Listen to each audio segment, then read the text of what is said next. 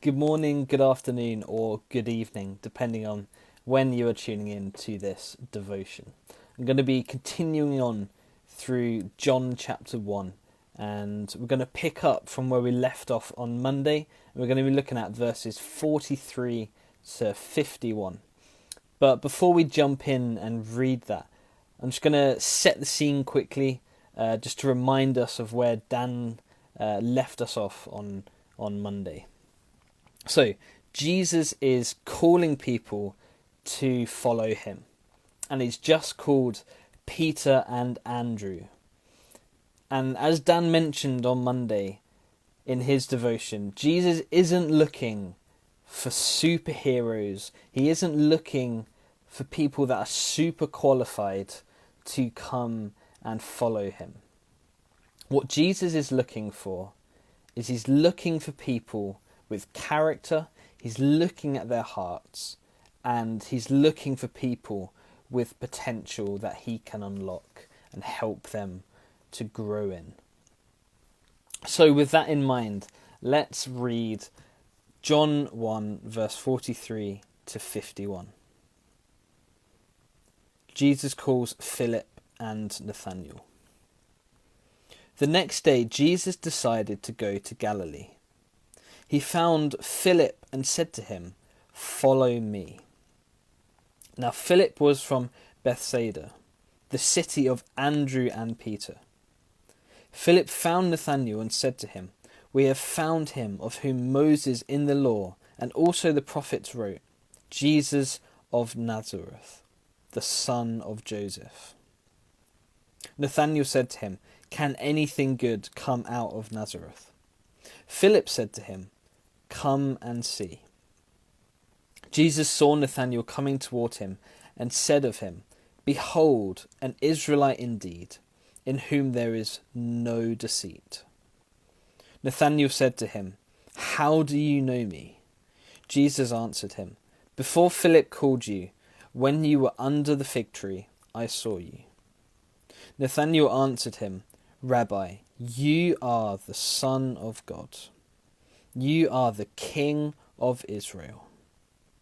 Jesus answered him, "Because I said to you, I saw you under the fig tree, do you believe? You will truly see greater things than these." And he said to him, "Truly, truly, I say to you, you will see heaven opened, and the angels of God ascending and descending on the Son of Man." Jesus is looking for people with character. He's looking into their hearts, and he's looking for people with potential that he can unlock, that he can help grow in them. So I want to look at briefly a few of the things that Jesus sees in both Philip and Nathanael and why they are chosen to follow him.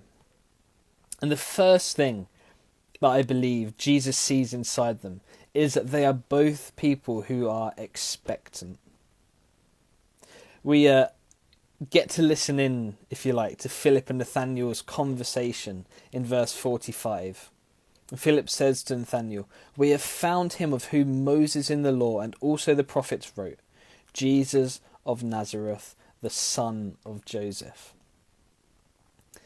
Philip and Nathanael were both two people who were living with an expectation that the Messiah was coming. This was not just a coincidence that they met, but Philip and Nathanael were in a state of active waiting for the Messiah. They're two people living with expectation of the Messiah's arrival. That's that first characteristic, that first trait that Jesus sees in them and thinks that is a good thing to have. They're two guys who are expectant, so that's why Jesus chooses them. And the second thing I believe that Jesus sees in them is their willingness to explore, to question, to be curious about. And now we see Philip comes to Nathanael and tells him that they've found the Messiah. But Nathanael is quite sceptical to begin with and doesn't 100% believe because he doesn't think anything good can come out of Nazareth. Maybe Nazareth had a bad reputation. But the difference is, Philip says, come and see for yourself. And Nathanael goes. He's willing to be proved wrong. He's willing to learn. He's willing to go and check things out for himself. That's another great trait that I believe Jesus saw in these two guys.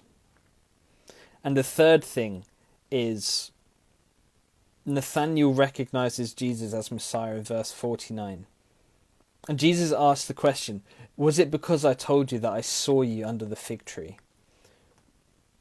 There isn't a response to that. But I believe that the reason Nathanael is gripped by Jesus, is gripped by the Messiah, is the bit slightly before that. In verse 47, Jesus says, behold an Israelite indeed, in whom there is no deceit.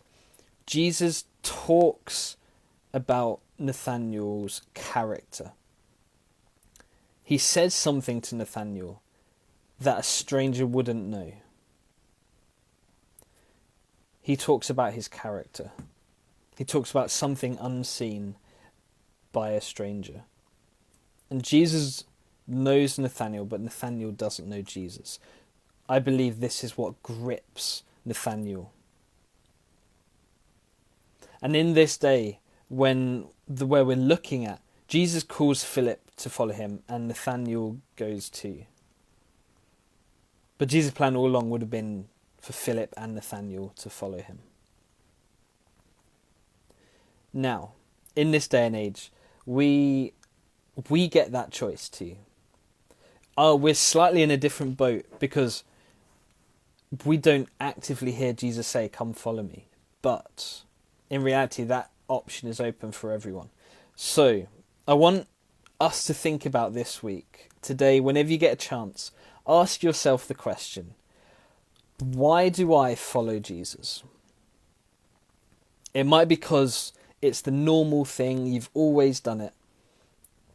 It might be because at the time you thought it was trendy and you kind of gone along with it. It might be like you felt like you had to.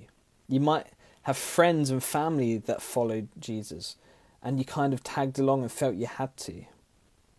Or maybe some of you don't follow Jesus. Ask yourself the question, well, why don't I follow Jesus? You might be surprised what you hear back. See, Jesus sees potential in every single one of us. And he's calling all of us out, just as he called Peter and Andrew, just as he called Philip and Nathanael. He's calling us out because he sees potential in us. He wants to work with us. So, question for you, the challenge of this week.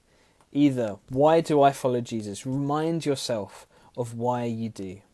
Or if you don't, ask yourself the question, well, why don't I follow Jesus? And see if you hear anything back. Have a great rest of your week. Don't forget to tune into devotions on Friday, and we'll see you then. Goodbye.